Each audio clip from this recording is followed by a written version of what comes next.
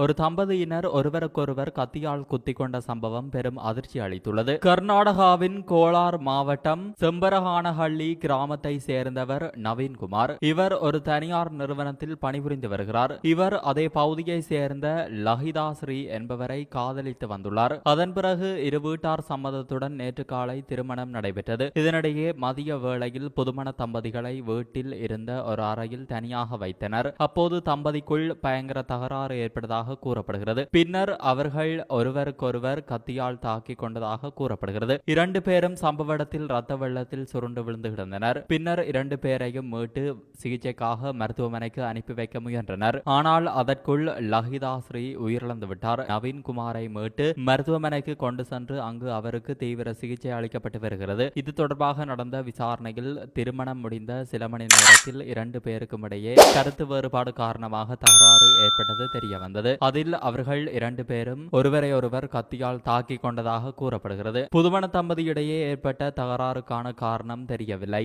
இது குறித்து போலீசார் வழக்கு பதிவு செய்து தீவிர விசாரணை நடத்தி வருகின்றனர்.